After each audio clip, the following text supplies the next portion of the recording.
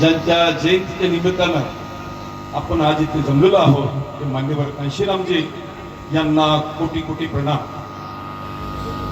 या कार्यक्रमासाठी प्रमुख आकर्षण असलेले माननीय खासदार, या कार्यक्रमाला उपस्थित असलेले माननीय अध्यक्ष, आमच्या बहुजन समाज पार्टीच्या राज्य कमिटीमधले जयकर बंधू, पृथ्वीराज थेंडे, योगेशजी आणि स्टेजवरती तमाम बसलेले सर्व माझे बांधव आणि भगिनींनो आणि आपण सर्व समोर बसलेल्या मित्रमंडळींनो, आई बहिणींनो, खरं म्हणजे मी आता बोलायलाच नको पाहिजे। तामिळनाडूवरून साहेब इथं आलेले 9:05 झाले, 10 वाजता ही सभा संपेल आणि मीही बोलत बसलो, आणखी कोण कोण जर बोलत बसलं तर साहेब खासदार काय बोलणार आहे? आणि म्हणून मी फक्त एक गोष्ट सांगतो की साहेब असे म्हणत होते की हो सकता है तर काय हो सकता है? तर या धर्मांधतेनं बरबटलेल्या देशात, जाती जातीचा कलह निर्माण केलेल्या या देशात, अंधश्रद्धेमध्ये समूळ डुबलेल्या या देशात हो सकता है तर काय हो सकता है?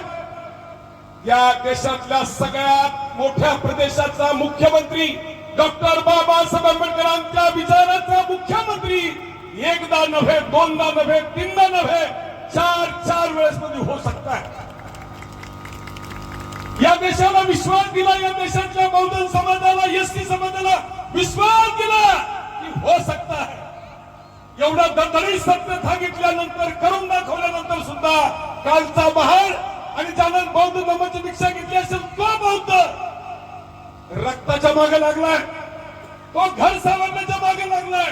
बाबासाहेब आंबेडकरांचे विचार मेले तर मेले, त्यांना त्याच्याशी काही देणे घेणं नाही, परंतु ते रक्ताला सावरतायत, घराला सावरतायत।